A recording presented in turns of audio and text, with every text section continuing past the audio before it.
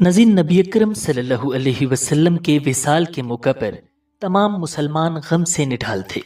اس وقت ہر شخص بے حد غمزدہ ہو کر یہ سوچ رہا تھا کہ اب کیا ہوگا، امت کی قیادت کا ذمہ دار کون ہوگا جو امت کے مسائل کو حل کرے گا۔ نذیر اسی دوران حضرت ابوبکر صدیق رضی اللہ تعالی عنہ جو کہ مسجد نبوی میں موجود تھے، انہیں اطلاع ملی کہ انصار کی ایک جماعت ثقیفہ بنی سعدہ میں موجود ہے اور ان کے درمیان خلافت کے موضوع پر بحث ہو رہی ہے۔ یہ خبر ملتے ہی حضرت ابوبکر صدیق رضی اللہ تعالی عنہ، حضرت عمر رضی اللہ تعالی عنہ اور حضرت ابو عبیدہ رضی اللہ تعالی عنہ کو لے کر تیزی سے ثقیفہ بنی سعدہ پہنچے۔ انصار کے کچھ لوگوں کا خیال تھا کہ خلافت ان کے سردار حضرت سعد بن عبادہ رضی اللہ تعالی عنہ کو ملنی چاہیے، جبکہ بعض نے رائے دی کہ ایک امیر انصار کا ہو اور ایک مہاجرین کا، مگر حضرت ابوبکر رضی اللہ تعالی عنہ نے یہ خیال مسترد کر دیا، کیونکہ وہ جانتے تھے کہ اس طرح کرنے سے امت کا اتحاد ٹوٹ پھوٹ کا شکار ہو جائے گا۔ حضرت عمر رضی اللہ تعالی عنہ نے بھی اس خیال کو مسترد کرتے ہوئے فرمایا کہ ایک میان میں دو تلواریں نہیں رہ سکتی۔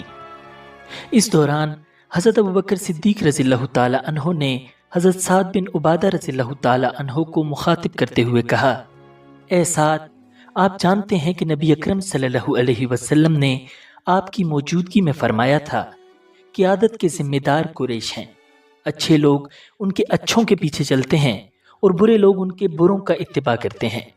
حضرت سعد بن عبادہ رضی اللہ تعالی عنہ کو وہ حدیث یاد آ گئی اور وہ فوراً بولے، آپ نے ٹھیک کہا، ہم وزیر اور آپ امیر۔ تب انصار میں سے حضرت بشیر بن سعد رضی اللہ تعالی عنہ کھڑے ہوئے اور اپنی قوم کو مخاطب کر کے ولولہ انگیز لہجے میں گویا ہوئے، اے انصار، بلا شبہ ہم مشرکین سے جہاد میں پیش رہے، مگر اس سے ہمارا مقصد صرف اللہ تعالیٰ کی رضا پانا اور اس کے رسول صلی اللہ علیہ وسلم کی اطاعت کرنا رہا ہے۔ ہمیں زیب نہیں دیتا کہ اپنی دینی خدمات کے بدلے کسی منصب کے حصول کی کوشش کریں یا دنیا کے طلبگار بنیں۔ بلا شبہ محمد صلی اللہ علیہ وسلم قریش سے تھے اور ان کا قبیلہ ان کا جانشین بننے کا زیادہ حقدار ہے۔ ناظرین، انصار نے ان کی پکار پر لبیک کہا۔ حضرت ابوبکر صدیق رضی اللہ تعالی عنہ نے مناسب سمجھا کہ امیر کا چناؤ بھی اسی مجلس میں طے کر لیا جائے۔ چنانچہ آپ رضی اللہ تعالی عنہ نے فرمایا، تو بہتر ہے کہ تم لوگ عمر یا ابو عبیدہ کے ہاتھ پر بیعت کر لو۔ مگر حضرت عمر رضی اللہ تعالی عنہ کو کہاں گوارا تھا کہ وہ حضرت ابوبکر صدیق رضی اللہ تعالی عنہ کی موجودگی میں آگے بڑھیں۔ انہوں نے لوگوں کو پکار کر کہا، تم جانتے ہو کہ رسول اللہ صلی اللہ علیہ وسلم نے ابو بکر ہی کو نماز کے لیے آگے کیا تھا اور انہوں نے سب کو نماز پڑھائی تھی۔ سب نے کہا، ہاں بالکل۔ حضرت عمر رضی اللہ تعالی عنہ نے کہا، تو تم میں سے کون ہے جو ابو بکر سے آگے بڑھنا چاہتا ہے؟ سب نے کہا، اللہ معاف کرے، ہم میں سے کسی کو یہ اچھا نہیں لگے گا۔ چنانچہ حضرت عمر رضی اللہ تعالی عنہ نے حضرت ابوبکر صدیق رضی اللہ تعالی عنہ سے کہا، ہم سب آپ ہی کے ہاتھ پر بیعت کریں گے۔ آپ ہمارے بزرگ، بہترین انسان اور نبی اکرم صلی اللہ علیہ وسلم کے پیارے دوست ہیں۔ اسی کے ساتھ وہاں پر موجود تمام صحابہ کرام نے حضرت ابوبکر صدیق رضی اللہ تعالی عنہ کے ہاتھ پر بیعت کر لی۔ ناظرین، ثقیفہ بنی سعدہ میں چونکہ چند ہی صحابہ کرام موجود تھے، لہٰذا اگلے روز منگل کے دن صحابہ کرام کے عام اجتماع میں نبی اکرم صلی اللہ علیہ وسلم کے نائب اور خلیفہ سے بیعت کا اہتمام کیا گیا۔ بیعت کے بعد حضرت ابوبکر صدیق رضی اللہ تعالی عنہ نے بحیثیت سربراہ مملکت مسلمانوں سے پہلا خطاب کیا۔ آپ رضی اللہ تعالی عنہ نے فرمایا، اللہ کی قسم، مجھے کبھی سرداری کی آرزو نہیں رہی، میں نے کبھی اللہ سے حکومت کی دعا نہیں مانگی، مگر میں فتنے پھیل جانے کے خوف سے یہ ذمہ داری اٹھانے پر مجبور ہوا۔ مجھے اس عہدے میں کوئی آرام نہیں مل رہا۔ مجھے تو ایسی ذمہ داری کا طوق پہنا دیا گیا ہے کہ اللہ کی توفیق کے بغیر مجھ میں اس کی سکت نہیں ہے۔ ناظرین، مسلمانوں کے خلیفہ اول حضرت ابوبکر صدیق رضی اللہ تعالی عنہ ربیع الاول سن 11 ہجری سے لے کر جمادی الثانی سن 13 ہجری تک خلافت کے منصب پر فائز رہے، جو کہ 2 سال اور 3 ماہ کا عرصہ بنتا ہے۔ اس کے بعد آپ رضی اللہ تعالی عنہ اس جہان فانی سے کوچ کر گئے۔ ناظرین، حضرت ابوبکر صدیق رضی اللہ تعالی عنہ کو خلافت کی ذمہ داریاں سنبھالتے ہی 3 ایسے فتنوں کا سامنا کرنا پڑا کہ اگر آپ ان کو اپنی خداداد، بہادری اور حکمت و بصیرت کے ساتھ نہ روکتے تو ابتدائی دور ہی میں امت ٹوٹ پھوٹ کا شکار ہو جاتی۔ پہلا فتنہ اقتدار کے ان بھوکوں کا تھا جو نبی اکرم صلی اللہ علیہ وسلم کے آخری ایام میں نبوت کا جھوٹا دعویٰ کر کے سرزمین عرب کے مختلف گوشوں میں اٹھ کھڑے ہوئے تھے اور ہزاروں نو مسلم اور ناسمجھ لوگ ان کے پیروکار بن گئے تھے۔ ان جھوٹے نبیوں میں اسود انسی، طلیحہ بن خویلد، مسیلمہ کذاب اور بنو تمیم کی ایک عورت سجاح شامل تھی۔ دوسرا فتنہ ارتداد کا تھا۔ نجد، یمن اور دوسرے علاقوں میں ہزاروں لوگ یہ تصور کر کے کہ نبی اکرم صلی اللہ علیہ وسلم کی وفات کے ساتھ اسلام کی شمع بھی گل ہو چکی، مرتد ہو گئے تھے۔ انہوں نے دوبارہ اپنا آبائی مذہب اختیار کر لیا تھا۔ ناظرین، تیسرا فتنہ ان لوگوں کا تھا جو زکوٰۃ ادا کرنے سے انکار کر رہے تھے۔ زکوٰۃ کے منکرین نے دربار خلافت میں اپنے نمائندے بھیج کر مطالبہ کیا کہ وہ توحید و رسالت اور اسلام کے تمام ارکان کو مانتے ہیں، مگر انہیں زکوٰۃ معاف کر دی جائے۔ ناظرین، بعض صحابہ کرام نے حالات کی نزاکت اور وقتی مصلحت کو دیکھتے ہوئے حضرت ابوبکر صدیق رضی اللہ تعالی عنہ کو یہ رائے دی کہ فی الحال ان لوگوں کا یہ مطالبہ منظور کر لیا جائے اور زکوٰۃ ادا نہ کرنے کی چھوٹ دے دی جائے۔ حضرت عمر فاروق رضی اللہ تعالی عنہ جیسے دلیر اور بلند حوصلہ انسان کا مشورہ بھی یہی تھا کہ بغاوت کے فتنے سے بچنے کے لیے ان کی یہ شرط مان لی جائے۔ انہوں نے حضرت ابوبکر صدیق رضی اللہ تعالی عنہ سے کہا، یہ لوگ کلمہ لا الہ الا اللہ تو پڑھ رہے ہیں، آپ ان سے کیوں جنگ کرنا چاہتے ہیں؟ لیکن حضرت ابوبکر صدیق رضی اللہ تعالی عنہ سیاسی مصلحتوں اور وقتی ضرورتوں کو نظر انداز کرتے ہوئے اسلام کو اصلی شکل میں باقی رکھنے کا عزم کیے ہوئے تھے۔ اس لیے آپ رضی اللہ تعالی عنہ نے فرمایا، اللہ کی قسم، جو شخص زکوٰۃ کو نماز کے برابر اہمیت نہیں دے گا، میں اس سے ضرور لڑوں گا۔ نبی اکرم صلی اللہ علیہ وسلم کے زمانے میں جو لوگ زکوٰۃ میں بکری کا ایک بچہ بھی دیتے تھے، اگر آج اس کی ادائیگی روکیں گے تو میں ان سے بزور شمشیر لے کر رہوں گا۔ ناظرین، باطل کے ان تمام گروہوں سے نمٹنا ضروری تھا، مگر حضرت ابوبکر صدیق رضی اللہ تعالی عنہ نے جس کام کو سب سے زیادہ اہمیت دی وہ حضرت اسامہ بن زید رضی اللہ تعالی عنہ کے اس لشکر کی روانگی تھی جو نبی اکرم صلی اللہ علیہ وسلم نے اپنے آخری ایام میں ترتیب دیا تھا، مگر آپ صلی اللہ علیہ وسلم کی بیماری اور پھر وفات کے سبب اب تک یہ لشکر مدینہ منورہ کے باہر رکا ہوا تھا۔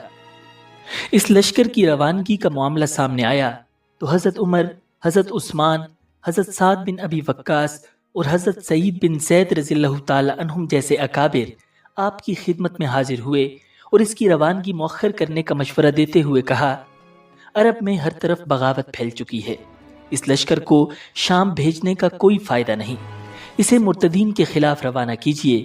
اس لشکر کی عدم موجودگی میں مدینہ محفوظ نہیں رہے گا، یہاں ہمارے بچے اور خواتین ہیں۔ آپ رومیوں سے جہاد کو اس وقت تک ملتوی رکھیں جب تک مرتدین کا معاملہ ختم نہ ہو جائے۔ حضرت ابوبکر صدیق رضی اللہ تعالی عنہ نے ان کی باتیں بوجھل طبیعت کے ساتھ سنی اور پھر گویا ہوئے، مزید کچھ کہنا ہے؟ وہ بولے، جی نہیں، ہم اپنی بات کہہ چکے۔ تب آپ رضی اللہ تعالی عنہ نے فرمایا، اس ذات کی قسم جس کے قبضے میں میری جان ہے، اگر درندے مدینہ میں گھس کر مجھے کھا جائیں تب بھی میں اس لشکر کو ضرور بھیجوں گا۔ بھلا یہ کیسے ہو سکتا ہے کہ میں اسے روک لوں جبکہ جناب رسول اللہ صلی اللہ علیہ وسلم جن پر آسمان سے وحی نازل ہوتی تھی فرما گئے ہیں کہ اس لشکر کو روانہ کر دو۔ حضرت ابوبکر صدیق رضی اللہ تعالی عنہ کا اٹل فیصلہ سن کر سب خاموش ہو گئے، تاہم بعض حضرات نے تجویز دی کہ اسامہ بن زید رضی اللہ تعالی عنہ کی جگہ اکابر صحابہ میں سے کسی کو امیر بنا دیا جائے۔ حضرت ابوبکر صدیق رضی اللہ تعالی عنہ یہ سن کر بڑے جوش سے بولے، جسے رسول اللہ صلی اللہ علیہ وسلم نے امیر بنایا ہے تم اسے معزول کرنے کا مشورہ دے رہے ہو؟ ناظرین، لشکر روانگی کے لیے تیار ہوا تو حضرت ابوبکر صدیق رضی اللہ تعالی عنہ مجاہدین کی حوصلہ افزائی کے لیے اس طرح ساتھ چلے کہ آپ پیدل تھے اور حضرت اسامہ بن زید رضی اللہ تعالی عنہ گھوڑے پر سوار تھے۔ حضرت اسامہ رضی اللہ تعالی عنہ نے مؤدبانہ طور پر درخواست کی، خلیفۃ الرسول آپ سوار ہو جائیں ورنہ میں بھی پیدل چلوں گا۔ حضرت ابوبکر صدیق رضی اللہ تعالی عنہ بولے، نہ تمہیں اترنے کی ضرورت ہے اور نہ مجھے سوار ہونے کی، کیا حرج ہے کہ میرے پیروں پر اللہ کے رستے کی کچھ دھول لگ جائے؟ مجاہد کو تو ہر قدم پر 700 نیکیاں ملتی ہیں۔ آپ رضی اللہ تعالی عنہ مشاورت کے لیے حضرت عمر فاروق رضی اللہ تعالی عنہ کو اپنے ساتھ مدینہ منورہ میں رکھنا چاہتے تھے، مگر وہ لشکر اسامہ میں شامل تھے۔ آپ نے نظم و ضبط کی اعلیٰ ترین مثال قائم کرتے ہوئے انہیں خود روکنے کے بجائے حضرت اسامہ بن زید رضی اللہ تعالی عنہ سے انہیں اپنے پاس رکھنے کی باقاعدہ اجازت لی۔ اس طرح سب پر واضح ہو گیا کہ امیر کا مقام کیا ہے اور نظم و ضبط کسے کہتے ہیں۔ ناظرین، روانگی کے وقت حضرت ابوبکر صدیق رضی اللہ تعالی عنہ نے حضرت اسامہ بن زید رضی اللہ تعالی عنہ کو یہ ہدایات دی: خیانت اور بدعہدی مت کرنا، بچوں، بوڑھوں اور عورتوں کو قتل نہ کرنا، کھجوروں اور پھلدار درختوں کو نہ کاٹنا۔ تمہیں وہاں عبادت خانوں میں گوشہ نشین راہب ملیں گے، ان کو کوئی تکلیف نہ پہنچانا۔ ناظرین، لشکر اسامہ میں 2000 پیادے اور 1000 گھڑ سوار تھے۔ نبی اکرم صلی اللہ علیہ وسلم کی زندگی میں جو افراد اس میں شامل ہوئے تھے ان میں سے کوئی کم نہ ہوا۔ حضرت اسامہ بن زید رضی اللہ تعالی عنہ کے لشکر کی روانگی کے بعد مدینہ منورہ میں عسکری طاقت بہت کم رہ گئی تھی، اس لیے مرتد قبائل نے مدینہ منورہ کے ارد گرد جمع ہونا شروع کر دیا تھا۔ مدینہ کے شمال سے ابس اور زبیان، شمال مشرق سے بنو فزارہ اور جنوب مشرق سے بنو غطفان کے مرتدین امنڈ پڑے تھے۔ شہر کو خطرے میں دیکھ کر حضرت ابوبکر صدیق رضی اللہ تعالی عنہ نے بڑی تیزی سے حفاظتی انتظامات کیے، تمام شاہراہوں اور رستوں کی ناکہ بندی کرائی اور اہل مدینہ کو ہر وقت تیار اور چوکس رہنے کی تاکید کی۔ ادھر حضرت اسامہ رضی اللہ تعالی عنہ کا لشکر شام کی سرحدوں کی جانب نکلا تو رستے میں کئی ایسے قبائل کے پاس سے اس کا گزر ہوا جو ارتداد اور بغاوت کے لیے پر تول رہے تھے، مگر جب انہوں نے اسلامی لشکر کو اس آن بان اور بے خوفی سے گزرتے دیکھا تو مروب ہو گئے اور بغاوت کا ارادہ ملتوی کر دیا۔ حضرت اسامہ رضی اللہ تعالی عنہ کے لشکر نے شام کی سرحد عبور کر کے بلقا اور داروم کے علاقوں میں رومیوں سے ٹکر لی اور انہیں شکست دے دی۔ لشکر اسامہ کی کامیابی کی خبریں سن کر وہ باغی قبائل جو مدینہ کے شمال اور مشرق میں صرف چند میل دور پڑاؤ ڈالے ہوئے تھے سہم گئے۔ وہ کہہ رہے تھے، اگر مدینہ والوں میں غیر معمولی طاقت نہ ہوتی تو اس حالت میں وہ یہ لشکر روانہ نہیں کر سکتے تھے۔ چنانچہ انہیں مدینہ پر حملے کی جرت نہ ہوئی۔ حضرت ابوبکر صدیق رضی اللہ تعالی عنہ نے بھی لشکر اسامہ کی واپسی تک احتیاط سے کام لیا اور مدینہ کے دفاع پر توجہ دیتے ہوئے باغیوں کے خلاف کوئی کارروائی نہ کی۔ 40 دن بعد جو ہی حضرت اسامہ رضی اللہ تعالی عنہ فتح کا پرچم لہراتے ہوئے واپس آئے تو حضرت ابوبکر صدیق رضی اللہ تعالی عنہ نے انہیں مدینہ منورہ میں اپنا نائب بنایا اور خود لشکر لے کر باغیوں کی سرکوبی کے لیے چل پڑے۔ صحابہ کرام نے اصرار بھی کیا کہ آپ کا دارالخلافہ میں رہنا ضروری ہے، مگر آپ رضی اللہ تعالی عنہ نہ رکے۔ لشکر لے کر بذات خود سپہ سالار کی ذمہ داریاں انجام دیتے ہوئے آپ نے مدینہ کے گرد و نواح میں پیش قدمی کی۔ ناظرین، یہ جمادی الاخرہ کے ایام تھے۔ ابس، زبیان، بنو مرہ اور بنو کنانہ کے فسادی مدینہ کے اطراف میں منڈلا رہے تھے۔ حضرت ابوبکر صدیق رضی اللہ تعالی عنہ نے اچانک یلغار کی اور ایک دن صبح کا اجالا نمودار ہونے سے قبل انہیں جا لیا۔ فسادی انہیں یکا یک سامنے پا کر دہشت زدہ ہو گئے۔ مسلمان ان پر پل پڑے۔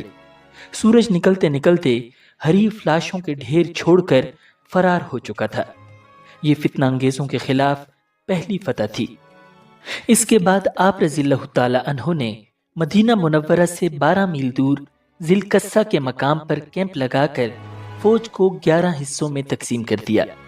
ہر حصے پر تجربہ کار صحابہ کرام کو امیر مقرر کیا اور ایک مربوط نقشہ جنگ مرتب کر کے ان 11 لشکروں کو پورے جزیرت العرب میں پھیلا دیا۔ آپ کا سب سے بڑا ہدف اب جھوٹے نبیوں کو سبق سکھانا تھا۔ ناظرین، آپ اس سے قبل تمام مرتد سرداروں، نبوت کے جھوٹے دعوے داروں اور ان کے پیروکاروں کی طرف اپنے قاصد بھیج کر انہیں دوبارہ اسلام کی دعوت دے چکے تھے۔ آپ کے نائبین سر توڑ کوششیں کر چکے تھے کہ یہ گمراہ لوگ دوبارہ ہدایت پر آ جائیں، مگر بہت کم لوگوں پر اس دعوت کا اثر ہوا۔ چنانچہ حضرت ابوبکر صدیق رضی اللہ تعالی عنہ بھی پوری قوت، ہمت اور ایمانی جوش کے ساتھ ان کے مقابلے پر آ گئے۔ ناظرین، بنو اسد کے سردار طلیحہ نے نبوت کا دعویٰ کر کے اپنے ارد گرد ایک بھاری جمعیت اکٹھی کر لی تھی۔ اس کا دعویٰ تھا کہ جبریل علیہ السلام اس کے پاس بھی آیات لاتے ہیں۔ اس کی من گھڑت آیات کچھ اس قسم کی تھیں: قسم ہے شہری کبوتر اور جنگلی کبوتر کی اور روزہ دار لٹورے کی، ان سب نے تم سے کئی سال پہلے روزے رکھے، ہماری حکومت شام تک پھیل کر رہے گی۔ ناظرین، لوگوں کو گمراہ کرنے کے لیے وہ طرح طرح کی شوبدہ بازیاں دکھاتا تھا۔ ایک بار اس نے ریگستان میں پانی کے بڑے بڑے مٹکے چھپا دیے۔ جب اس کے ساتھیوں کو پانی کی تنگی محسوس ہوئی تو وہ بولا، گھوڑوں پر سوار ہو کر اس سمت چند میل طے کرو، پانی کے مٹکے ملیں گے۔ لوگوں کو اس جگہ پانی ملا تو اسے طلیحہ کا معجزہ سمجھے۔ اس شوبدہ بازی کے ذریعے اس نے بنو اسد، بنو غطفان اور بنو طے کو بھی اپنے ساتھ ملا لیا تھا۔ غرض یہ ایک مہلک فتنہ تھا جس نے مدینہ منورہ کے مشرق کو گرد آلود کر دیا تھا۔ ناظرین، طلیحہ کی سرکوبی کے لیے حضرت ابوبکر صدیق رضی اللہ تعالی عنہ نے اسلام کے بہترین سپہ سالار حضرت خالد بن ولید رضی اللہ تعالی عنہ کو منتخب کیا۔ اس وقت طلیحہ اپنی فوج کے ساتھ بزاحہ کے مقام پر موجود تھا۔ حضرت ابوبکر صدیق رضی اللہ تعالی عنہ نے حضرت خالد بن ولید رضی اللہ تعالی عنہ کو روانہ کرتے ہوئے ہدایت کی، پہلے قبیلہ بنو طے کے پاس جانا، پھر بزاحہ کا رخ کرنا۔ اس مہم سے فارغ ہو کر بطاح میں بنو تمیم کے مالک بن نویرہ کی خبر لینا اور میرا دوسرا حکم آنے تک وہیں ٹھہرنا۔ ناظرین، ان ہدایات میں سے ہر ایک بڑی گہری حکمتوں پر مبنی تھی۔ حضرت خالد بن ولید رضی اللہ تعالی عنہ حکم کے مطابق متاثرہ علاقوں میں پہنچے اور سب سے پہلے بنو طے سے رابطہ کیا۔ یہ لوگ طلیحہ کی حمایت کے باوجود ابھی تک اسلام پر قائم تھے۔ بنی طے کے سردار عدی بن حاتم رضی اللہ تعالی عنہ سے ملاقات ہوئی تو انہوں نے مشورہ دیا کہ 3 دن تک صبر کریں، اس دوران وہ اپنے قبیلے کو سمجھانے کی کوشش کریں گے۔ حضرت خالد رضی اللہ تعالی عنہ مان گئے۔ حضرت عدی بن حاتم رضی اللہ تعالی عنہ کی کوششیں کامیاب ہوئیں اور بنو عدی کے لوگ طلیحہ کا ساتھ چھوڑ کے حضرت خالد رضی اللہ تعالی عنہ کی فوج میں شامل ہو گئے۔ ناظرین، یہ حضرت ابوبکر صدیق رضی اللہ تعالی عنہ کی حکمت عملی پر عمل کرنے کا نتیجہ تھا کہ لڑائی سے پہلے ہی دشمن کی صفوں میں دراڑیں پڑ گئیں اور مسلمان لشکر کی تعداد میں اضافہ ہو گیا۔ اب حضرت خالد رضی اللہ تعالی عنہ نے طلیحہ کے خلاف کارروائی شروع کی۔ بزاحہ کے مقام پر دونوں فوجوں کا آمنا سامنا ہوا۔ یہ جگہ مدینہ منورہ سے کوئی 400 کلومیٹر شمال مشرق میں موجود ہے۔ طلیحہ خود ایک چادر اوڑھ کر مراقبے کی حالت میں اس طرح بیٹھ گیا جیسے اس پر وحی نازل ہونے والی ہو۔ اس کی فوج کا سپہ سالار عیینہ بن حصن، جس کے پاس بنو فزارہ کے 700 جنگجو تھے، مسلمانوں پر حملہ آور ہوا۔ گھمسان کی لڑائی شروع ہو گئی۔ جلد ہی عیینہ نے محسوس کیا کہ حضرت خالد بن ولید رضی اللہ تعالی عنہ کو شکست دینا مشکل ہے۔ اس نے طلیحہ کے پاس آ کر پوچھا، کیا جبرائیل کوئی پیغام لائے ہیں؟ طلیحہ کا جواب تھا، ابھی نہیں۔ لڑائی نے طول کھینچا اور عیینہ کو کامیابی دور محسوس ہونے لگی۔ تو پھر طلیحہ کے پاس گھبرایا ہوا آیا اور چلایا، تیرا باپ مرے، جبریل کچھ حکم لائے کہ نہیں؟ طلیحہ بولا، ابھی تک تو نہیں لائے۔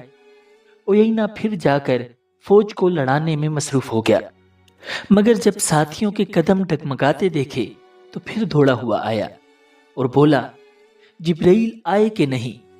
طلیحہ بولا، ہاں آئے تھے۔ عیینہ نے خوش ہو کر پوچھا، کیا حکم لائے؟ طلیحہ نے من گھڑت آیات پڑھ دیں، جیسے کہ تیرے نصیب میں ہے ایک چکی جیسے اس کی چکی، तेरी हालत होगी ऐसी, तू भूलेगा न कभी।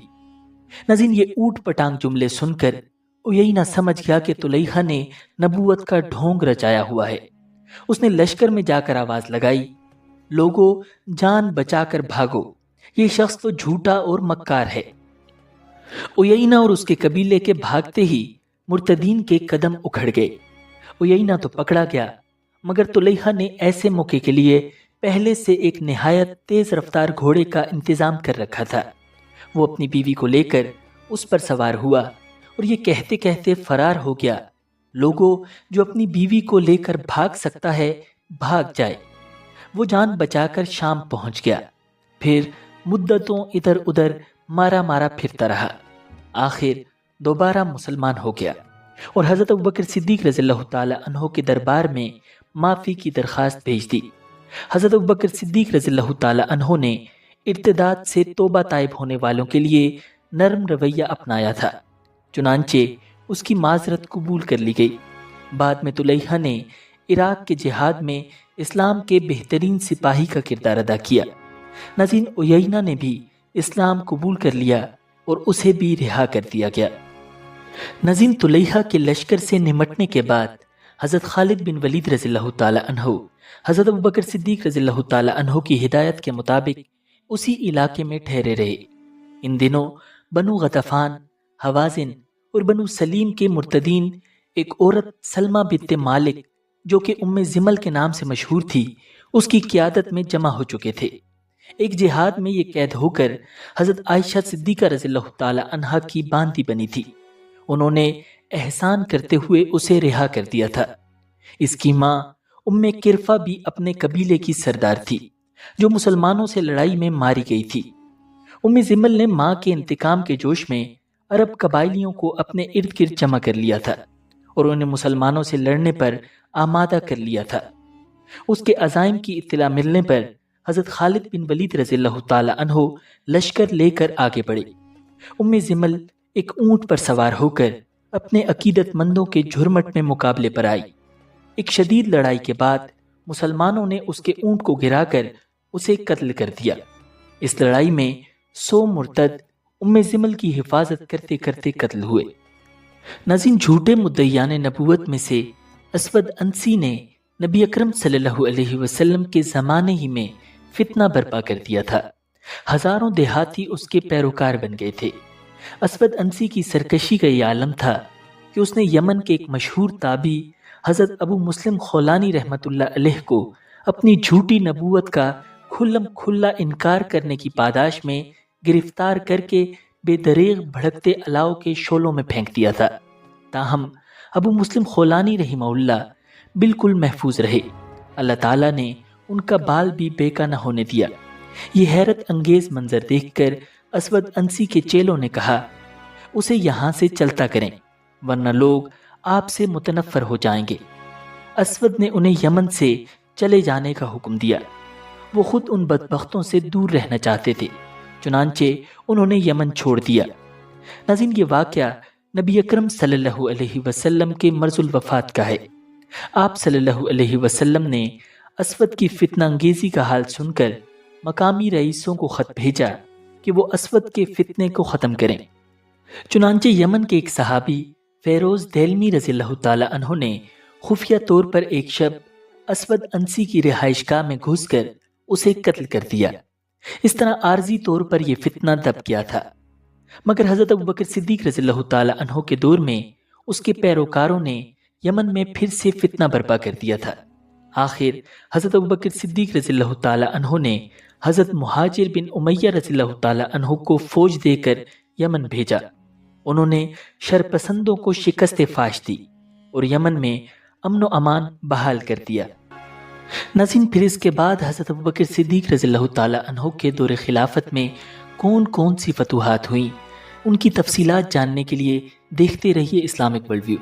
अगर वीडियो पसंद आई है तो वीडियो को ज़रूर लाइक कीजिए, चैनल को सब्सक्राइब करना मत भूलिएगा। मिलते हैं बहुत जल्द एक नई वीडियो के साथ। अल्लाह निगहबान।